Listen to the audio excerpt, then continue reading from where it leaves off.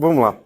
Como não vai ter a projeção, então abram suas Bíblias para vocês poderem ir acompanhando as histórias. Eu vou dizendo os textos, onde estão as histórias, vocês vão acompanhando. Conforme eu for falando, vocês vão identificando no texto sobre ao que eu estou me referindo. Então, são 12 encontros de Jesus em que Jesus, de alguma forma, faz algum sinal milagroso, ou ele cura, ou ele faz algum exorcismo. E só tem um caso aqui, que é o último, que talvez não dê para a gente ver hoje, que não tenha pessoas envolvidas, ou que não tenha pessoas como objeto da ação de Jesus, que é o caso da figueira que Jesus amaldiçoa. De resto, todos eles são pessoas com quem Jesus se encontrou, e ao contrário da semana passada, são pessoas para quem Jesus realizou algum milagre. Na semana passada nós vimos 12 encontros pessoais de Jesus em que Jesus não fez nenhum sinal, foi apenas pregação, foi apenas conversa, mas nós vimos que o principal resultado dessas conversas de Jesus foi a conversão dessas pessoas, tendo apenas um caso em que a gente não sabe direito o que aconteceu, se a pessoa se converteu ou não, que foi o caso da mulher adúltera pega em flagrante. Porque ali o texto só diz que Jesus a repreendeu, disse para ela não peques mais e foi embora. Não sabemos o que aconteceu. Nesses encontros aqui hoje, Jesus vai falar alguma coisa, mas ele também vai realizar algum sinal. E isso é importante para a gente ver como Jesus também atuava através disso.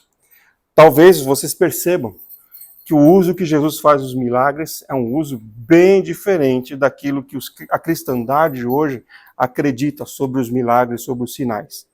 Né?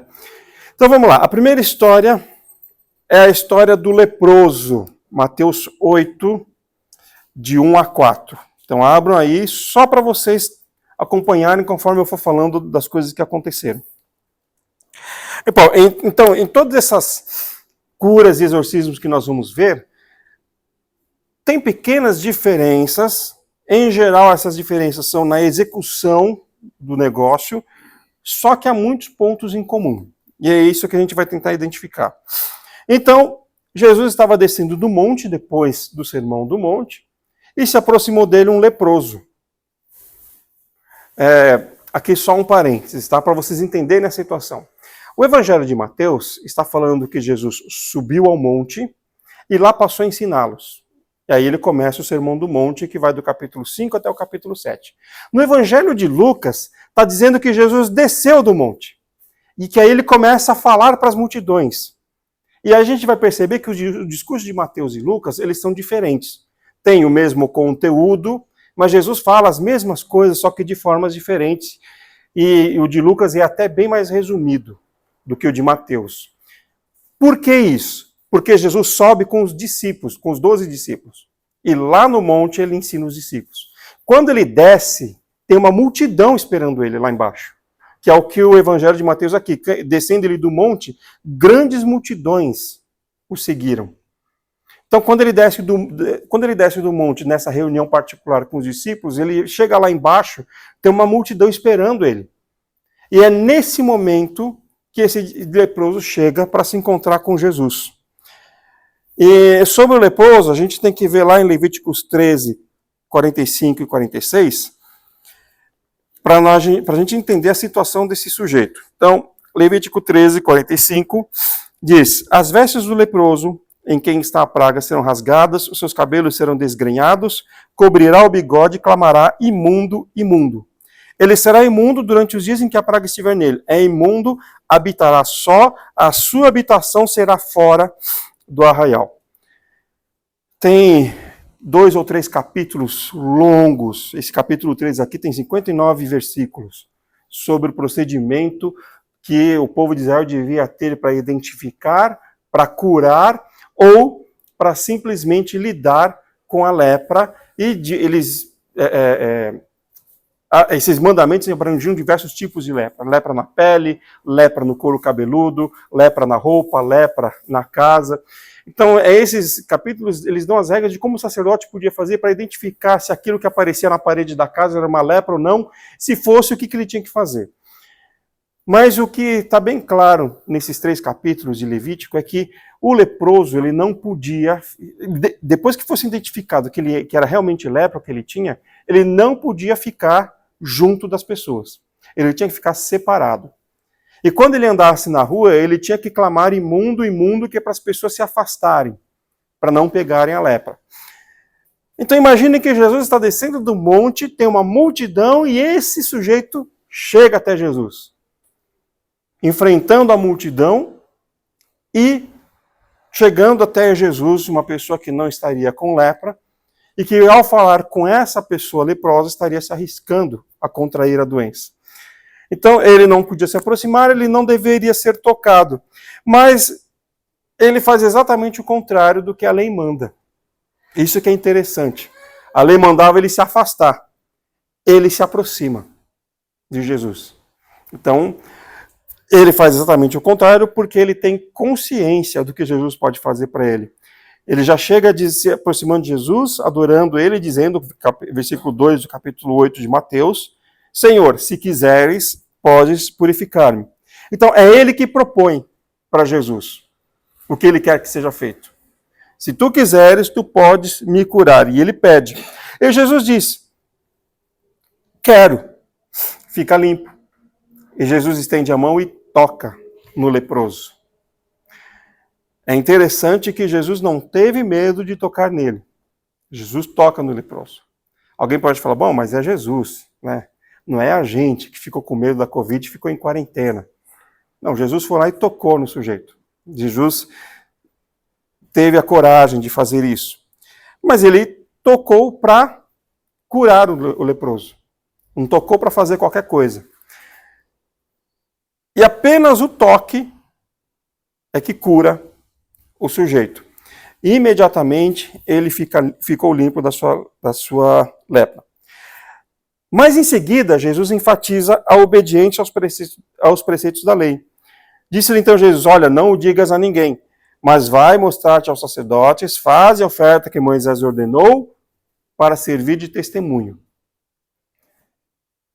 Então Jesus está enfatizando que ele deveria testemunhar a cura que havia realizado. Se o sacerdote havia já diagnosticado a lepra e já estava confirmado, e ele já estava vivendo como um pária da sociedade, agora, em cumprimento à lei, ele também tinha que ir lá para o sacerdote, para que o sacerdote atestasse a cura, para que isso servisse de testemunho. Então, ele deve ter ido lá no sacerdote, fez o ritual do exame, fez o ritual de purificação, e ele deve ter contado para todo mundo, olha, eu fui curado porque Jesus tocou em mim. Então, a partir desse sujeito aqui, começa a fama de cura de Jesus a se espalhar por toda aquela região. Mas é interessante identificar isso. Ele desobedeceu a lei para ser curado e Jesus manda ele obedecer a lei para dar testemunho. Vamos chegar nesse ponto aí, porque ele precisou de coragem para desobedecer a lei. A segunda história é o servo do centurião, aí mesmo, no capítulo 8, porque em seguida Mateus começa a relatar um monte de milagres, um monte de curas que Jesus vai fazendo. Então, descendo depois do monte, Jesus entra em Cafarnaum e chegou por ele um centurião, implorando, Senhor, o meu criado jaz em casa, paralítico, na cama, sofrendo horrivelmente, diz o texto de Mateus 8:6. É interessante a gente notar que é o centurião que vai em busca de cura. Não, e isso ele faz para um servo. Ele não manda um servo ir atrás de Jesus para curar o seu servo. É esse centurião quem vai. A gente encontra várias histórias sobre centuriões piedosos naquela região ali. É provável que muitos desses centuriões piedosos que aparecem na história dos evangelhos sejam judeus, ou sejam pessoas daquela região que de alguma forma conseguiram a cidadania e conseguiram entrar para o exército romano. Isso era perfeitamente possível. O exército romano era famoso por ter legiões estrangeiras. Aliás, isso foi um dos muitos problemas que acabou com o Império Romano, porque o sujeito era de uma legião espanhola, era espanhol, de uma legião espanhola, e ia lutar contra bárbaros na Espanha. Muitas vezes encontrando povos ou líderes ou tribos amigas da tribo da qual ele fazia parte. Então, esse foi um dos grandes problemas do Império Romano também. Então é bem possível que esses centuriões que aparecem nas histórias bíblicas e outros que a gente sabe que não estão na história bíblica, mas estão, por exemplo, em Flávio Josefo, eles teriam sido cidadãos que conseguiram a cidadania romana e entraram para o exército. E o fato é que ele era piedoso, esse centurião aqui. Ele não mandou um servo atrás de Jesus para curar outro servo. Ele foi até Jesus. O texto de Lucas 7 diz que ele veio até com uma posição de humildade de Jesus, porque ele implorou para Jesus. Pela descrição do versículo 6 aqui, a doença do servo é uma doença terrível, porque ele sofre horrivelmente na cama. E Jesus aceita ir curar o servo. Vejam que nesse momento aqui, está no começo do ministério de Jesus, ele ainda não está afrontando descaradamente as leis judaicas. Porque Jesus era conhecido por ir na casa dos pecadores. Mas não há relatos de Jesus ter criado confusão por ter entrado na casa de um estrangeiro. Por isso é provável que esse centurião aqui fosse, de fato, alguém da região, algum judeu, algum galileu. Porque senão Jesus não teria entrado na casa dele. Jesus aceita ir curar o servo. Mas aí vem a surpresa. Esse centurião, que em vez de mandar um servo, foi pessoalmente procurar Jesus, ele diz, olha, eu não sou digno que o senhor entre na minha casa. Aí ele já está, ele, sendo um centurião, servindo ao Império Romano, reconhece que Jesus está acima dele. E ele diz, apenas manda com uma palavra e meu rapaz será curado. Aqui é que vem o ponto principal da história. A fé que esse centurião demonstra não é uma fé baseada no seu sentimento. Eu vou começar a falar disso porque um ponto em comum que nós vamos ver em todas essas passagens é que as pessoas demonstram uma fé que é diferente da fé que era demonstrada na época de Jesus. E Jesus vai elogiar alguns deles por causa disso. Ele até usa então uma figura aqui de linguagem. Eu também sou um homem sujeito à autoridade e tenho homens sujeitos à minha autoridade.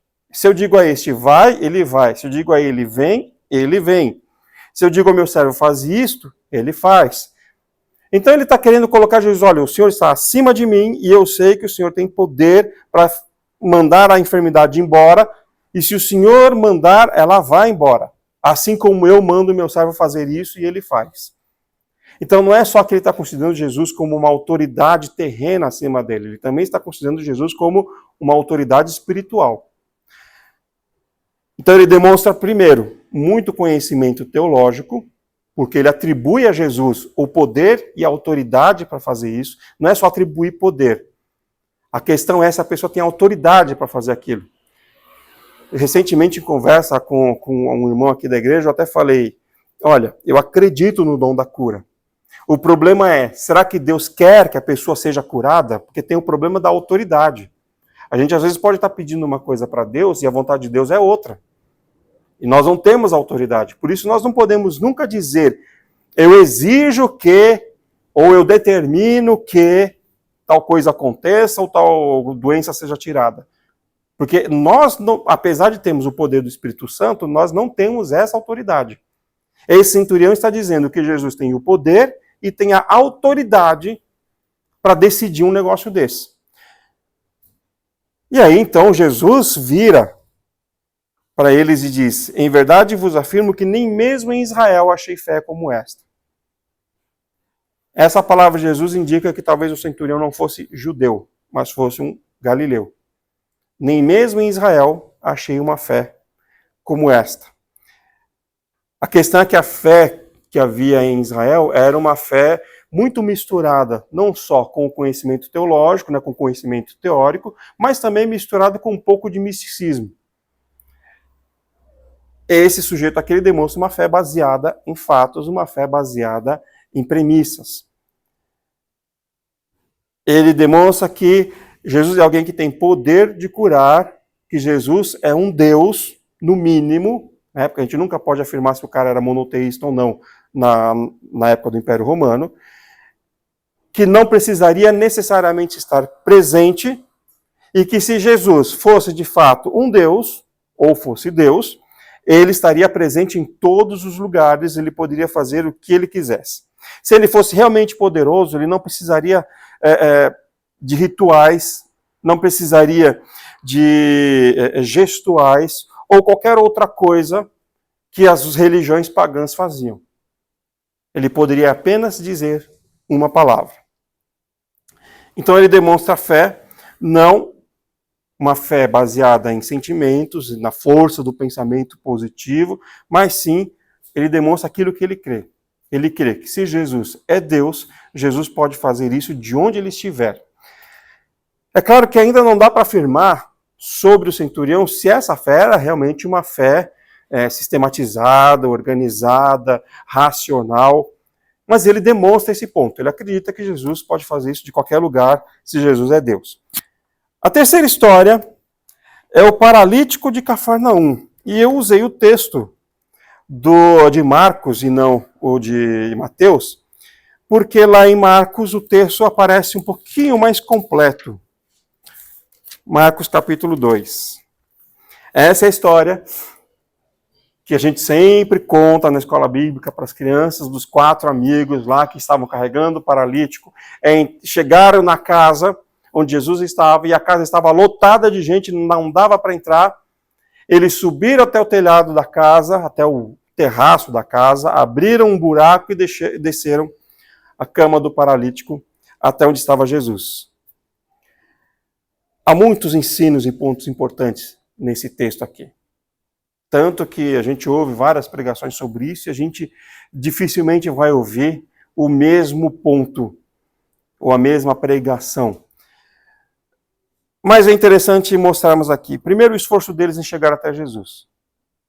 Vocês lembram da história do Zaqueu? Zaqueu se esforçou só para ver Jesus. Esses 4 amigos e esse paralítico estão se esforçando para chegar até Jesus porque eles têm uma necessidade. Bom, tudo bem, nesse momento, depois do servo do centurião e depois do leproso, a fama de Jesus como curandeiro já está muito grande. Então levam esse sujeito ali. Mas surpreendentemente, para todos que estavam ali, a primeira coisa que Jesus fala é: os teus pecados estão perdoados. O texto de Marcos diz que Jesus, vendo a fé deles, disse isso. A frase "vendo-lhes a fé" nos levanta diversas perguntas nesse texto. De que fé Jesus está falando? Como que a fé deles estava sendo demonstrada? Ou será que é um daqueles episódios em que Jesus está vendo o coração da pessoa e não a atitude? Bom, claramente a atitude deles foi uma atitude de fé, porque eles enfrentaram a multidão, tiveram todo esse esforço. Imaginem levantar um paralítico com sua cama até, por mais baixo que seja o pé direito da casa, até o terraço. Vocês já viram pedreiro trabalhando, jogando tijolo para cima para fazer a laje?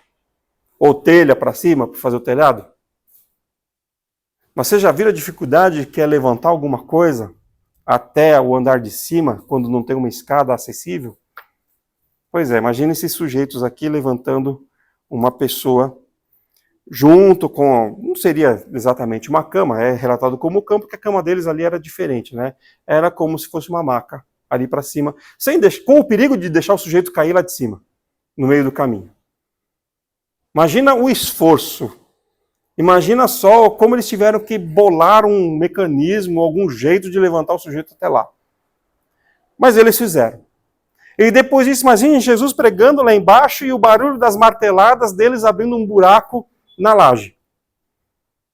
Tudo bem que era uma laje diferente do que nós conhecemos hoje, né? Mas eles teriam que usar algum instrumento ali para quebrar o barro já seco, os tijolos já secos. Imagina a poeirada caindo ali em cima de onde Jesus estava pregando.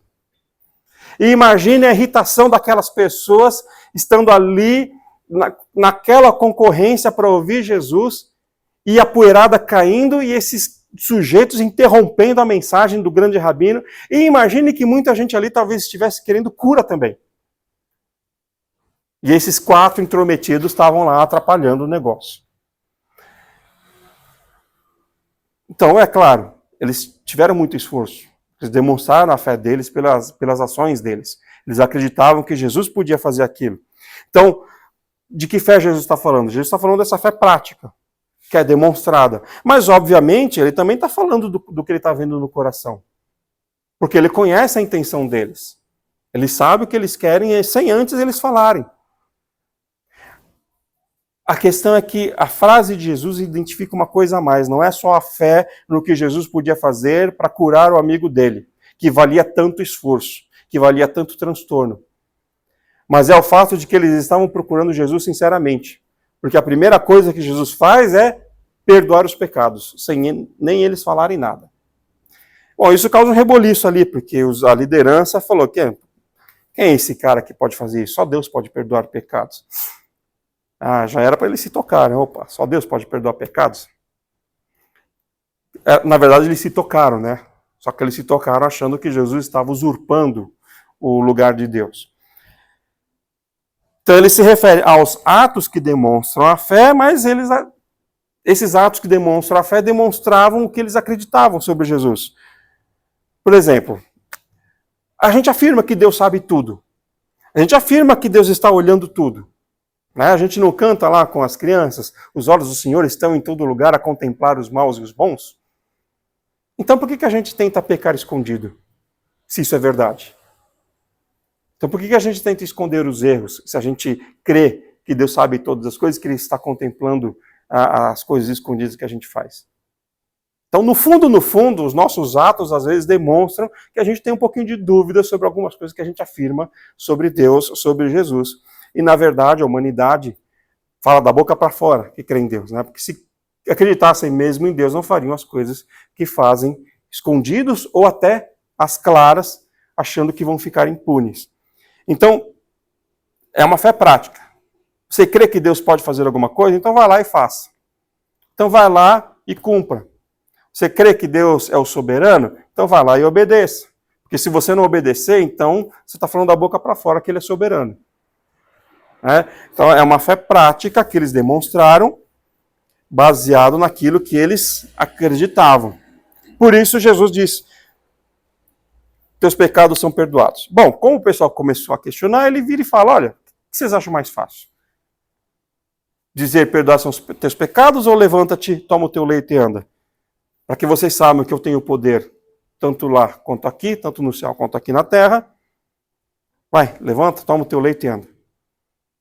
Aí, para assombro de todos, o sujeito pegou o leito dele e saiu carregando sozinho. Imagina até que a multidão abriu para ele poder passar, porque todo mundo ficou olhando ali. O texto de Marcos diz que eles se admiraram, deram glória a Deus, dizendo, jamais vimos coisa assim. Vamos passar para a próxima. A próxima história é a filha de Jairo, Mateus capítulo 9. Esse relato aqui é um combo, tá? Jesus faz barba, bigode e cabelo aqui nesse negócio, porque o Jairo vem pedir para Jesus curar a filha. No meio do caminho acontece um milagre. E aí depois volta para o relato de Jairo. Então está no capítulo 9, versículo 18, aí dá um intervalo, dá um pulo, 23 a 26.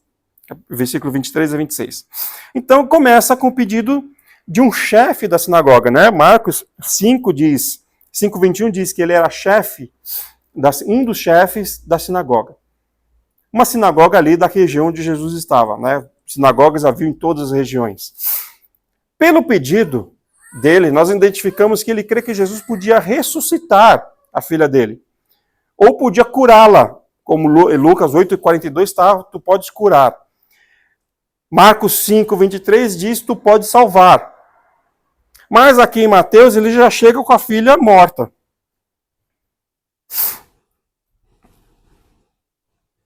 Não,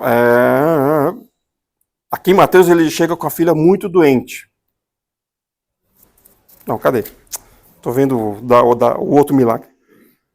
Então, Mateus chega com a filha morta. Minha filha faleceu agora mesmo. Vem, impõe a mão sobre ela e viverá.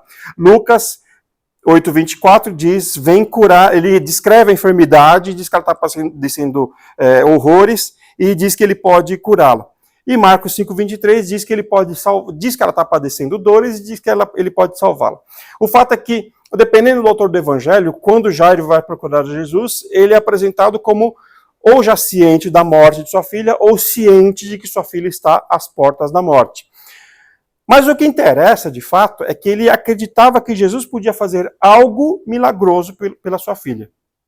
Porque ele diz aqui, tu podes impor as mãos, venha e imponha as mãos sobre ela.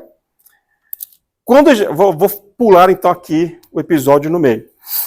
Quando Jesus chega, versículo 23, a cena é de desespero. As pessoas já estão chorando, porque ela já está morta quando Jesus chega. Esse é o único ponto concordante ali nos 3 evangelhos. Porque a gente não sabe se no último momento do desespero, Jairo saiu correndo de casa, foi procurar Jesus. Não sabemos quanto tempo ele demorou para achar Jesus. Nesse meio tempo, ou ela já estava morta, ou ela estava prestes a falecer. O fato é que quando Jesus chega, ela já faleceu. E as pessoas estão desesperadas, chorando. Já tem lá os músicos para fazer a música fúnebre, seja do cortejo fúnebre, seja ali para fazer os preparativos. Os 3 evangelhos descrevem ela como morta nesse momento. E aí Jesus fala para todos saírem.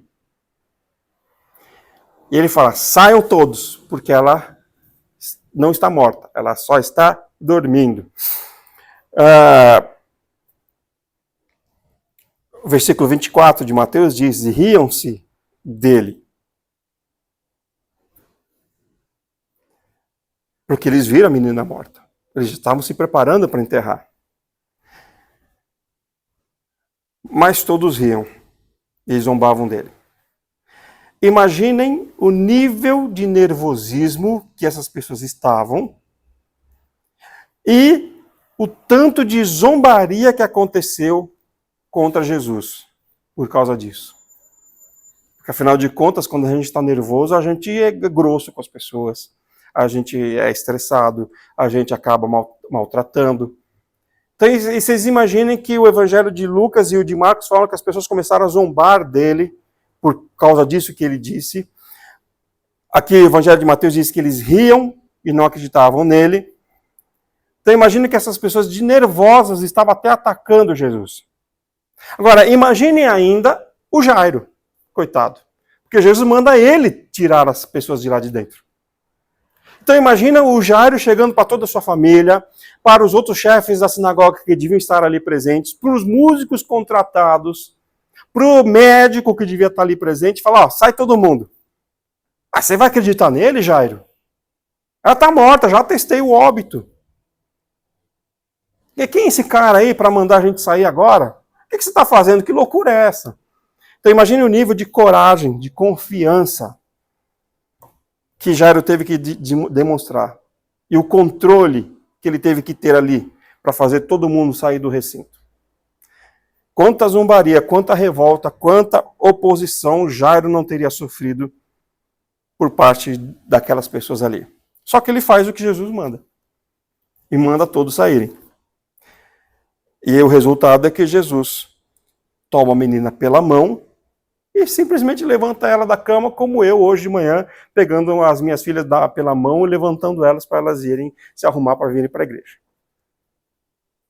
Imagino que ela deve ter obedecido Jesus mais do que minhas filhas me obedeceram, porque as minhas filhas estavam caindo de sono. Ainda tive que dar uma sacudida nelas. Jesus pegou a menina e levantou a menina da cama. Então, tudo aquilo que Jairo enfrentou teve uma recompensa. Jesus ressuscitou a filha dele. Será que nós somos capazes de realizar esse enfrentamento com as pessoas quando Jesus nos manda fazer alguma coisa? Eu vejo que uma boa parte dos problemas que nós temos hoje é porque as pessoas não gostam de enfrentamento. Preferem seguir na onda. Porque não gostam do conflito, não gostam de ouvirem pessoas nervosas falando contra, não gostam da zombaria. Querem estar sempre entre os descolados, querem estar sempre fazendo parte da turma, não querem ser isolados. O Jairo nos ensina isso. Será que a gente tem a coragem de enfrentar as opiniões contrárias, e aqui no caso do Brasil só as opiniões contrárias mesmo, para fazer aquilo que Deus manda? para obedecer a palavra de Deus? Uma coisa muito importante, Jairo ensina aqui. Bom, aí faz parte desse combo a mulher que tem um fluxo. Está nos versículos 9 a 22. Entre a ida de Jesus até de onde foi feito o pedido, até a casa de Jairo. Então ele está chegando lá e novamente uma multidão está seguindo Jesus, conforme Marcos 5:24. E chega por trás dele uma mulher, que segundo o texto de Mateus, 12 anos, estava padecendo de uma hemorragia, veio por trás de Jesus e tocou só na barra, ou na barra, ou na manga, dependendo do tipo de veste que Jesus estava, se era uma túnica grande, ou se era só o casaco. Enfim, ela tocou na barra, ela não tocou nas costas de Jesus, ela não tocou no braço de Jesus, ela tocou aqui. E o que aconteceu foi que saiu alguma coisa de Jesus, como a gente pode imaginar, assim como nos filmes de televisão, saiu um choque de Jesus e foi para ela. Saiu uma eletricidade estática de Jesus e foi para ela. E ela foi curada. Jesus para no meio daquela confusão da multidão querendo tocar em Jesus e fala, alguém me tocou. Os discípulos dão risada disso. Ah, quem te tocou? Todo mundo te apertando aqui, a gente parece que está no metrô de São Paulo, na hora do pico, na estação da Sé, você vai perguntar quem tocou? Então, aí é que Jesus fala, alguém me tocou diferente, porque eu senti poder saindo de mim, senti virtude saindo de mim. Bom, o que essa mulher sofria, ela não é bem específica. Alguns trazem fluxo de sangue, outros trazem hemorragia. O fato é que quando a gente vai lá em Levítico, tem diversas leis sobre a mulher no seu período. E está dizendo lá que a mulher que sofre hemorragia constante, ela não pode ser tocada e não pode tocar em outras pessoas enquanto ela estiver com essa hemorragia. Tem lá uma série de regras. Não vamos discutir se são certas ou não. O fato é que ela, sendo judia, ela tinha que obedecer a essas regras. Mas imagine uma multidão tocando em Jesus, aquela confusão toda, quanta gente não tocou nela? Isso, e ela mesma não podia tocar em Jesus. Estava se arriscando a ser espancada ali. Mas ela foi, ela enfrentou tudo aquilo. Então não é bem especificado, seja por falta de conhecimento técnico-científico da época, seja porque realmente é uma coisa embaraçosa de se descrever. O fato é que é descrito não a doença, mas descreve o que estava acontecendo com ela. E o que estava acontecendo com ela é que durante 12 anos ela estava padecendo dessa doença, ela procurou médicos, né, Marcos 5 é mais completo sobre isso, ela procurou médicos, gastou muito dinheiro e não conseguiu a cura. Mas era uma doença grave que causava dor e sofrimento, mas era uma doença que possibilitava que ela andasse. Era uma doença que possibilitava que ela vivesse e passasse até despercebido na multidão. Não era como uma lepra que as pessoas viam o resultado. Era uma doença em que ela podia andar na multidão e ninguém ia saber. Ela foi até Jesus por ter ouvido sua fama, que é o versículo 27 de Marcos 5. E ela pensa assim, vou tocar nele, que só tocar nele, só tocar nas vestes dele, posso ser curada. Isso segundo o relato de Mateus. Olha, essa crença dela de que só tocar na roupa de Jesus ela pode ser curada, é uma crença ainda muito insípida. É uma teologia ainda muito simples. Claro, ela não era doutora da lei, ela não era um fariseu, ela era uma mulher que simplesmente acreditava que aquele curandeiro ali tinha poder suficiente para, caso ela tocasse na roupa dele, ela seria curada. Então é uma teologia bem simples, bem insípida. Ela crê naquilo que ele pode fazer por ela. Mas assim também são os pagãos. Eles até atribuem milagres aos seus ídolos, mesmo não tendo a confirmação de que o milagre tenha acontecido de fato. Nós vemos isso em todas as religiões pagãs. O sujeito vai lá na sua estátua, no seu ídolo, faz um pedido, as coisas se resolvem na sua vida, às vezes se resolvem porque eram para ser resolvidas mesmo, de maneira natural, e ele atribui ao ídolo. Ele não tem nem comprovação do que aconteceu de fato. No caso dela, a comprovação foi que imediatamente a hemorragia parou. Ela sentiu isso no corpo. Então, esse tocar para receber uma cura, para receber um milagre, é uma característica do culto aos ídolos, do culto pagão. Por isso que eu digo que era uma teologia insípida. Porque qualquer outra religião poderia crer nisso. O caso dela, a gente pode comparar com o caso de Nabucodonosor, que muita gente acredita que ele se converteu, por causa do capítulo 4 de Daniel. Mas no capítulo 4 de Daniel, ele chama Deus de Deus dos deuses, o Deus Altíssimo. E esse era o linguajar pagão de um sujeito que acreditava que existia um Deus acima dos outros deuses. Por isso a gente não pode afirmar com certeza que Nabucodonosor tenha se convertido, porque ele afirma isso. Ele usa Deus dos deuses, ou Deus Altíssimo. Ele não usa o único Deus, o Deus Criador, o Deus Soberano, o Senhor dos Exércitos, como os judeus, como Daniel usava. É o caso dela. Acontece que realmente alguma coisa aconteceu ali. Jesus afirma, eu senti alguma coisa saindo de mim e indo para alguém. Agora, vocês imaginem que naquela multidão toda tocando em Jesus, ninguém conseguiu fazer sair alguma coisa de Jesus.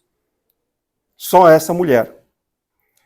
O que mostra que, apesar de ser uma teologia insípida, ela tinha dentro dela a semente de alguma coisa mais profunda. Porque só ela tocou em Jesus e saiu alguma coisa de Jesus. Naquela multidão que estava ali. O questionamento de Jesus e a consequente resposta dos discípulos mostram o aspecto absurdo dessa situação. Né? Todo mundo tocando Jesus, ele quer saber especificamente uma pessoa. Como é que eles iam procurar essa pessoa? Só que o Evangelho de Marcos diz que ele insistiu em querer saber quem tinha tocado nele. E aí ela se apresenta diante de Jesus e ela explica a situação diante de Jesus. Então, esse toque dela foi um toque com fé. Não foi uma teologia simples. Ela acreditava que Jesus realmente podia curá-la ali. A fé dela pode ser comparada, ou pode ser explicada por Hebreus 11, versículo 1.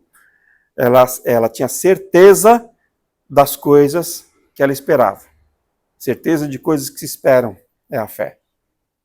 Ela esperava que acontecesse alguma coisa se ela tocasse em Jesus. Por causa desse texto aqui é que muita gente depois vai criar o costume também dos apóstolos, que é relatado, e não é, na verdade, nos apóstolos ali é complicado, porque não afirma com certeza que acontecia isso. O único relato que a gente tem com certeza que aconteceu uma cura porque levaram uma peça de roupa é essa de Jesus, porque ela toca na orla das vestes de Jesus.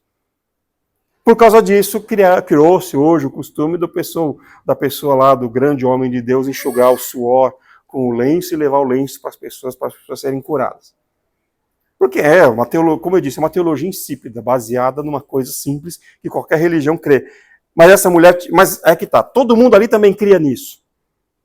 Que todos ali, sendo judeus, sendo religiosos, eles acreditavam nessas coisas.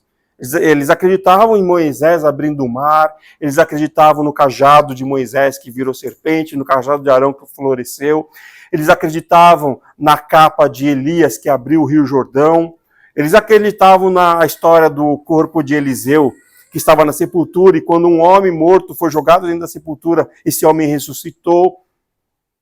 Eles acreditavam em tudo isso, mas nenhum deles tinha realmente fé de que podia acontecer. Só essa mulher tocou em Jesus e de Jesus saiu virtude para isso.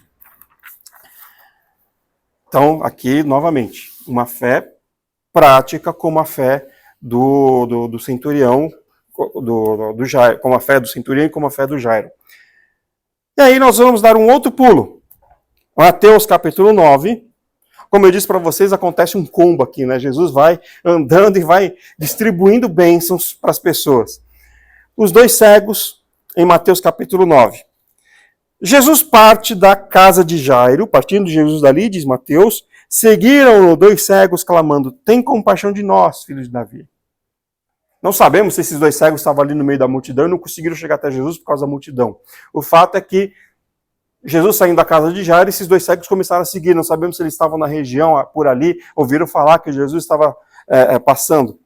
Mas eles clamam, tem compaixão de nós, filho de Davi. O título usado por eles, quando clamam para Jesus, é uma reverência. Filho de Davi é uma referência clara ao Messias, mas não a qualquer Messias, ao Messias descendente direto do trono. Filho de Davi. Eles estão se referindo àquela promessa lá do filho de Davi, do descendente de Davi, que iria sentar no trono e salvar Israel. Eles chamam Jesus disso. É interessante que poucas pessoas chamavam Jesus de filho de Davi. Os fariseus, os saduceus, os escribas, os sacerdotes não chamavam Jesus assim.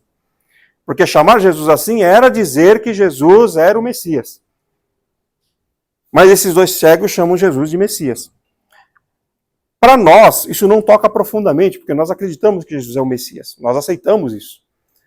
Porque nós não somos judeus. Mas para eles isso era importantíssimo. Isso era demonstração de teologia e, ao mesmo tempo, demonstração de que eles atribuíam a Jesus esse título. Confiança de que Jesus era o portador do cumprimento dessa profecia. Eles pedem por compaixão, então nós deduzimos que eles pensavam na cura. Mas compaixão aqui poderia significar o pedido de qualquer coisa sobre a vida deles. Só que Jesus tira essa nossa dúvida, porque ele já logo pergunta para eles, o que vocês querem? E eles falam que nós vejamos. E Jesus pergunta para eles, vocês creem que eu posso fazer isso? E eles respondem, sim, Senhor. Nós cremos. Então, bom, eles chamam Jesus de Messias, de filho de Davi, ou seja, descendente do trono, o rei, mas eles atribuem a Jesus uma divindade, um poder divino. Então, eles querem que Jesus os cure. E Jesus os cura. E, novamente, ele não faz nenhum gesto, nenhum ritual, ele apenas toca nos olhos deles. E, imediatamente, eles são curados. Ele apenas toca os olhos deles. Não precisa fazer nenhum salamaleque, nenhum ciricutico, não precisa fazer nada. Não precisa ficar pulando, dançando, clamando, gritando. Ele apenas toca no lugar da enfermidade. Demonstrando que, na verdade, as coisas têm que ser bem simples mesmo. Se a gente olhar o relato dos outros curados, todos eles são pessoas que vêm a Jesus com atitudes simples, com atitudes humildes. E Jesus não faz nada de espalhafatoso. Ele apenas fala que está curado, ele apenas pega pela mão, ele apenas toca nos olhos. Demonstrando que, na verdade, o que a gente tem que acreditar, o que a gente tem que ter como vida cristã, é muito mais simples do que a gente coloca. Porque os fariseus e os escribas e os doutores da lei, eles colocavam um monte de regrinhas, um monte de rituais, um monte de coisa que o sujeito tinha que fazer. E acaba se tornando um fardo pesado. Então a própria atitude de Jesus já é uma crítica a esse povo, porque Jesus faz coisas simples para eles. Ele não faz nada de anormal. A próxima história é a mulher cananeia. Aí sim, começa uma série de discursos. E vamos para Mateus capítulo 15.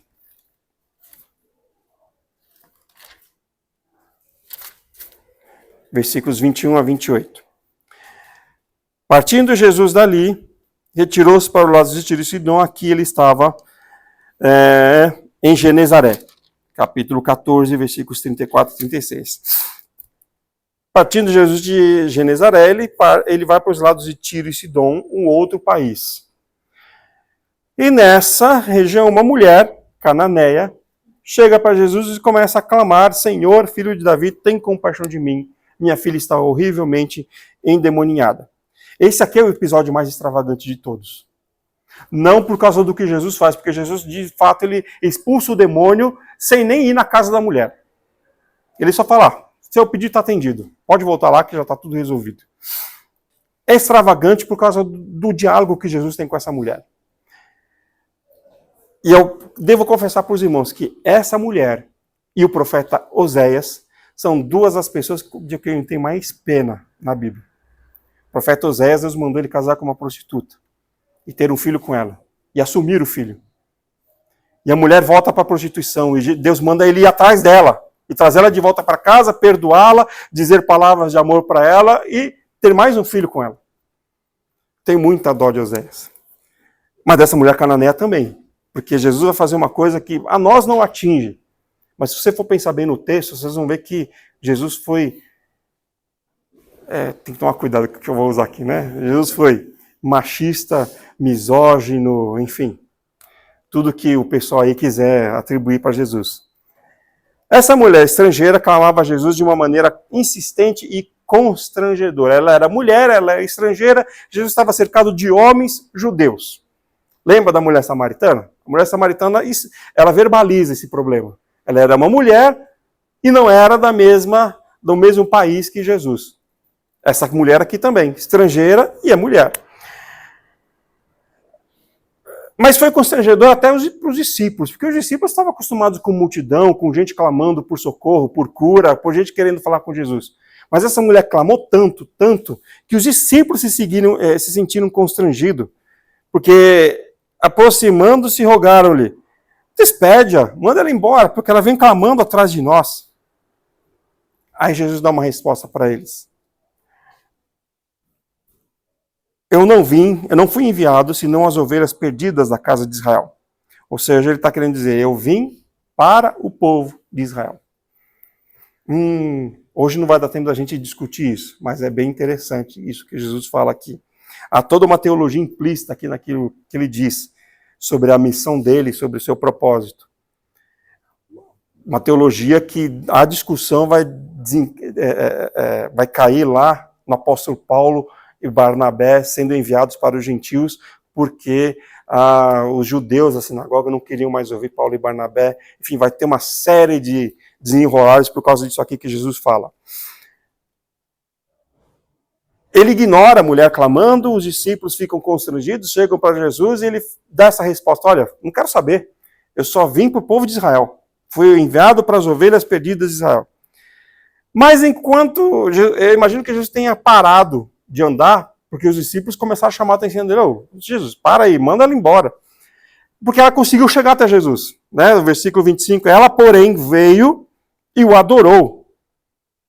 A gente imagina que ela tenha vindo e tenha se prostrado diante de Jesus. E disse, Senhor, socorre-me. Jesus não atende ao pedido dela. Ele fala, olha, não é bom pegar o pão dos filhos e dá-lo aos cachorrinhos. Pensa bem no que Jesus disse aqui. Ele está comparando a mulher a um cachorrinho. A um cachorrinho com o qual você nem se importa em dar comida. Na verdade, ele está usando aqui o mesmo linguajar que os judeus usavam para descrever os estrangeiros. Para os estrangeiros, para os judeus, os estrangeiros eram menos importantes, porque os judeus eram o povo de Deus. Mas é que tá, apesar de ter sido duro com ela, se a gente for pensar bem aqui no que ele está falando, tem um motivo para ele dizer isso para ela. Porque vejam bem, a resposta dela é que evidencia os aspectos de fé que ela tem. Ela diz, sim, Senhor, porém, até os cachorrinhos comem das migalhas que caem da mesa dos seus donos. Ela está reconhecendo, primeiro, de fato, ela não tem importância ali no cenário. De fato, os judeus são mais importantes ali no cenário. Mas, de fato, Jesus está acima de todos. Por isso, ela aceita se humilhar, porque ela reconhece que é preciso, que ela precisa, e ela reconhece que ela tem que se submeter, mas ela demonstra a ideia de que os estrangeiros poderiam se vincular ao povo de Deus. E na época de Jesus, era essa a falha do povo de Israel. Quer dizer, na verdade, essa falha vem desde o Antigo Testamento, e Jesus vem justamente para suprir essa falha. Porque o povo de Israel devia fazer, lá nos 10 mandamentos, com que todos os outros povos se tornassem adoradores de Jeová, adotassem o estilo de vida dos mandamentos de Moisés. Mas eles falharam terrivelmente nisso, a ponto de que eles não conseguiram trazer os outros povos, eles é que foram. E tomaram os costumes dos outros povos, e começaram a adorar os deuses dos outros povos. Então eles falharam clamorosamente nisso. Jesus vem para corrigir essa falha deles. Não do plano dele, a falha deles. E Jesus começa a introduzir os estrangeiros no povo de Deus. Então ele vira para a mulher e fala: mulher, grande é a tua fé. Faça-se contigo como você quis. E desde aquele momento a filha dela estava salva do demônio. Ele não faz nenhum sericutico, ele não faz nenhum salamaleque, ele não faz nenhum estardalhaço, ele só fala: olha, já está resolvido o seu problema, porque grande é a tua fé. Mas esse diálogo dele é o diálogo mais extravagante aqui, porque ele é duro demais com essa mulher. Mas essa mulher aceita a dureza de Jesus ali, aceita a rigidez de Jesus. E por causa disso, porque ela aceita, porque ela se submete, ela recebe a bênção. Essa é a primeira pessoa nos evangelhos que sinaliza para o povo de Israel, para os discípulos de Jesus, que alguma coisa diferente tinha que acontecer, ou estava acontecendo. Porque ela era mulher, era estrangeira, desprezada por ser estrangeira, desprezada por ser mulher. Os planos o entendimento do povo de Israel não incluíam nações estrangeiras no povo de Deus, mas Jesus diz que a fé dela é maior do que a de todos eles ali. E atende ao pedido dela. O que ela fala tem simbolismo também. Sim, os cachorrinhos, mas os cachorrinhos também comem das migalhas do pão que cai na mesa dos seus donos. Ou seja, nós estrangeiros também podemos nos beneficiar das bênçãos que vêm através do povo de Deus. É isso que ela quer dizer ali. E era essa a resposta que Jesus estava esperando dela. É claro que no caso dela, eu não sei se vocês já viram de fato uma possessão demoníaca. Orem a Deus pedindo para que nunca vejam. Tá? Porque não é como nos filmes, não é como aparece aí na televisão desses pseudo expulsadores de demônios, não. Se você ver realmente uma possessão demoníaca, você vai ficar um mês acordado sem conseguir dormir, de medo. E assim, estou chutando um mês porque é o prazo que eu conheço, que eu já vi acontecer. É terrível. Então essa mulher ela já estava totalmente quebrantada. Ela realmente precisava que Jesus a atendesse ali. Ela estava disposta a aceitar tudo para que Jesus a atendesse ali. Então ela se submete e ela demonstra a fé dela. Olha, sim, transportando para os dias de hoje, seria como se nós disséssemos: sim, eu sou pecador, não mereço nada. Se o Senhor demonstrar compaixão é porque o Senhor quis, não porque eu fiz alguma coisa. Se o Senhor não quiser, eu não vou ser abençoado. Se o Senhor quiser me castigar mais ainda, eu vou ser castigado mais ainda. Mas eu não vou reclamar porque não tenho condições de reclamar para nada. Transportando os nossos dias, aí é mais ou menos essa a postura que essa mulher está tendo. Bom, de fato, ela consegue um enorme, mas enorme livramento aqui. Vamos deixar as outras para a semana que vem? Já está dando horário aqui. O pessoal vai ter que vir orar. Semana que vem, não semana que vem, né? Na próxima aula, que semana que vem não tem aula. O jovem possesso, os cegos de Jericó, os 10 leprosos, o filho de um oficial e a figueira na última semana de vida de Jesus. O que nós podemos tirar até agora? Primeiro, fé é algo que tem que ser demonstrado. Fé não é sentimento. A demonstração de fé tem que estar coerente com aquilo que a gente acredita. Às vezes, para demonstrar a fé, é preciso você se humilhar. Porque talvez o seu orgulho, a sua soberba, a sua arrogância não deixem que você demonstre fé de fato. Né? Pensando na questão do dízimo, por que a pessoa não dá o dízimo? Por que a pessoa não tem fé para dar o dízimo? Porque ela acha que ela que conseguiu aquele dinheiro, porque ela acha que ela precisa daquele dinheiro, porque ela acha que Deus não vai fazer nada com ela, quem faz tudo é ela. Então tem todas essas coisas envolvidas no ato de demonstração de fé.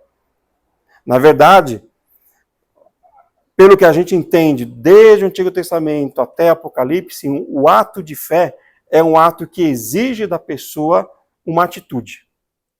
Não é só ela acreditar e ficar esperando cair do céu.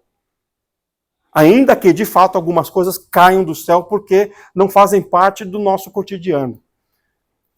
Mas a pessoa tem que demonstrar sua atitude antes. Como eu disse o exemplo, se você acredita que Deus está em todo lugar, por que você tenta esconder os seus pecados? Por que você comete pecado achando que ninguém vai descobrir? Essa é uma demonstração prática, bem simples, do que a gente de fato acredita. E a gente tem que agir assim. Quando a gente é criança, a gente tenta esconder as coisas dos pais. E às vezes a gente é criança na fé. Mas o apóstolo Paulo diz que a gente já tem que ser mestre. A gente tem que chegar ao nível de mestre. Então, nada de dizer uma coisa e fazer outra.